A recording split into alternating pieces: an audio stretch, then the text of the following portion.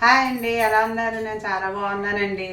ఈరోజు మంచి snack item చూపిస్తాను మీకు. అది అందరూ కూడా పూర్వం నుంచి చేసుకునేదేనండి. పాలకాయలు పాలకాయలు అనేవి మనం చిన్నప్పుడు పిల్లలకి అందరికీ కూడా చేసి పెట్టేవారు. ఉత్తి వరిపిండితోటే చేస్తారండి అవి. దాన్ని ఎలా చేయాలి, వాటికి కావాల్సిన ఏంటో చూద్దాం రండి.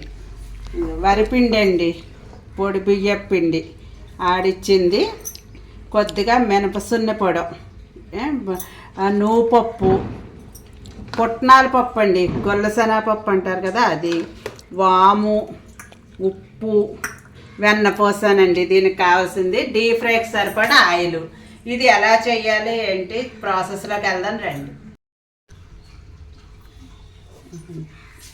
పిండి వరిపిండి వేసుకోవాలి. నేను ఒక గ్లాస్ పిండి తీసుకున్నాను. ఈ గ్లాస్ పిండి తీసుకున్నాను. దీనికి కొద్దిగా 2 స్పూన్లు పుట్నాల పప్పు పౌడర్ చేసుకున్నాను. చాలా బాగుంటాయండి, కమ్మగా ఉంటాయి. ఎటువంటి తేడా కూడా చేయదు ఎవరికి కూడా. పూర్వం ఇవే చేసుకునేవారండి, జంతికలు, పాలకాయలు. మినపసున్ని పొడం 2 స్పూన్లు తీసుకున్నాను. మనకి ఇది నూపప్పు కొలత అయితే లేదు, కమ్మదనానికి ఎంతైనా వేసుకోవచ్చు.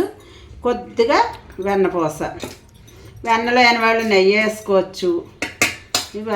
ఇప్పుడు దీంట్లో ఉప్పు కూడా వేశారు. ఉప్పు కమ్మదనాన్ని వస్తువు కదండి, సరిపడా చూసుకుని జాగ్రత్తగా వేసుకోవాలి, చాలా తొందరగా ఎక్కువైపోతుంది.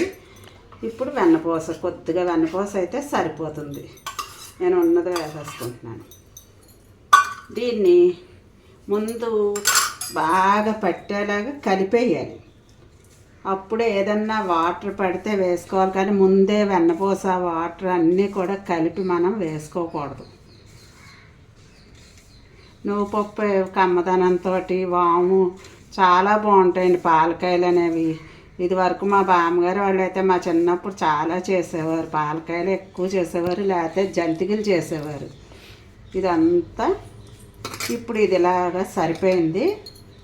నువ్వుపప్పు కూడా ఇందులో వేసేసుకుని, వాము, ఇక వాము వేసుకుంటాం కదండి, చాలా బాగుంటుంది వాము వేసుకున్నవి.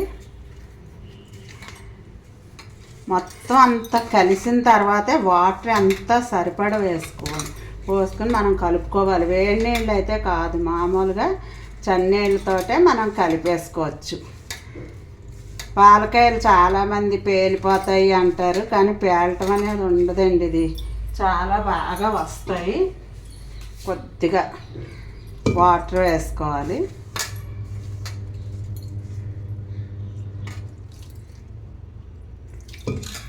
ఏంటంటే సరిపడా వాటర్ జాగ్రత్తగా చూసుకుని పోసుకుని మనం చపాతీ పిండి ఎలా కలుపుకుంటాం అలా కలుపుకోవాలి. ఇది మొత్తం అంతా కలిపి నేను మీకు చూపిస్తాను.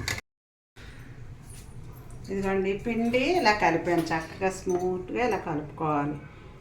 ఇప్పుడు మనం కొద్ది ఆయిల్ సన్నగా పెట్టేస్తాను. ఆయిల్ కాగుతూ ఉంటుంది. వంటలన్నీ కూడా చిన్నగా చేసుకోవాలి.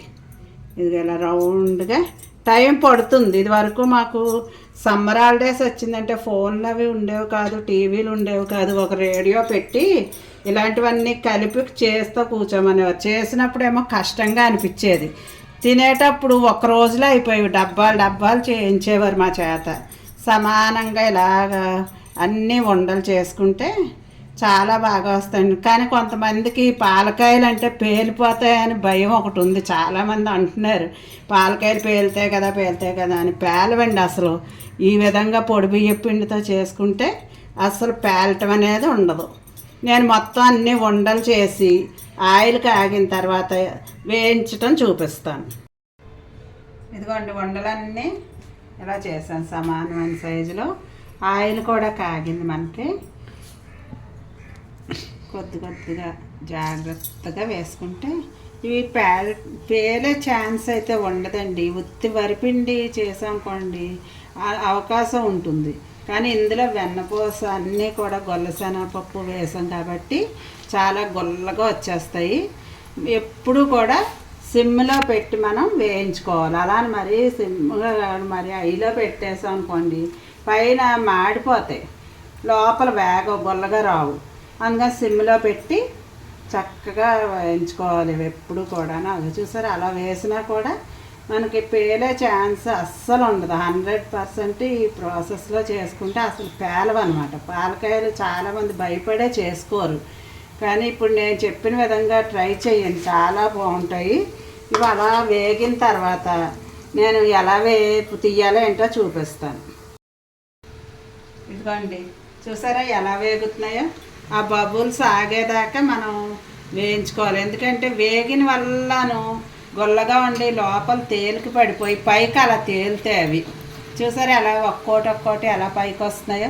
వేసిన వెంటనే మాత్రం మనం కలపకూడదు, అస్సలు ఏది గరిటది పట్టుకుని కలపకూడదు.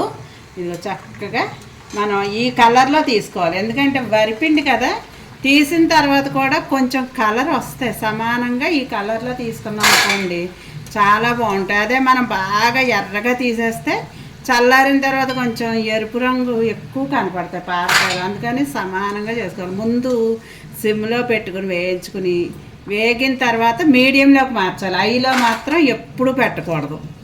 చక్కగా ఇవి చెయ్యటమే కష్టం అనిపిస్తుంది. అవసరమైతే ఎక్కువ చేసుకోవాలనుకున్నప్పుడు 2 రోజులు 2 డబ్బాలు కలుపుకున్నాం అనుకోండి, పిల్లలకి ఇచ్చినా కూడా సరదాగా చేస్తూ ఉంటారు. వాళ్ళకి సెలవులప్పుడు ఆ ఫోన్ అనిపించి ఇలాంటి పిండి వంటలు నేర్పుతూ ఉంటే వాళ్ళు కూడా ఫోన్ చూడటం చాలా ఇదిగా తగ్గుతుంది. ఎందుకంటే ఫోన్ అసలు ఎక్కువ చూడకూడదు అంటున్నారు పిల్లలు. ఈ టచ్ ఫోన్లు వచ్చిన తర్వాత చాలా అలవాటు పడిపోతున్నారు. ఇలాంటివన్నీ చేశారనుకోండి చక్కగా వాళ్ళకు కూడా కాలక్షేపంగా ఉంటుంది. ఇవన్నీ మళ్ళీ వేగిన తర్వాత నేను మీకు చూపిస్తాను. ఇదిగోండి, మీ అందరి కోసం కమ్మటి పాలకాయలు తయారు చేశానండి. ఇవి చూసారా చాలా గొల్లగా వచ్చాయండి, చాలా గొల్లగా వచ్చాయి. ఇందులోను మినపసున్ని పొడం, పుట్నాల పప్పు పొడం, బియ్యం పిండే కాబట్టి ఎటువంటి ఇది ఉండదండి. ఇలా వేయించుకుని మనం డబ్బాలో పోసుకుంటే 1 నెల రోజులైనా కూడా నిల్వ ఉంటాయి. పిల్లలు కూడా చాలా ఇష్టంగా తింటారండి. చాలా చాలా కరకరలాడుతూ ఉంటాయి అన్నమాట. చాలా ఇష్టపడతారు పిల్లలు కూడా. ఎంత గొల్లదనంగా వచ్చాయో చూడండి. మనం వెన్న వేసాం కదా, వెన్న వేయటం వల్ల కూడా గొల్లగా వచ్చాయి. నేను చెప్పిన విధంగా తయారు చేసుకొని మీ ఇంట్లో అందరూ తిని ఆనందించండి. ఈ వీడియో కనుక మీకు నచ్చితే లైక్ చేయండి, షేర్ చేయండి, కామెంట్ చేయండి. నా ఛానల్ తప్పకుండా సబ్స్క్రైబ్ చేసుకోండి. Thank you very much.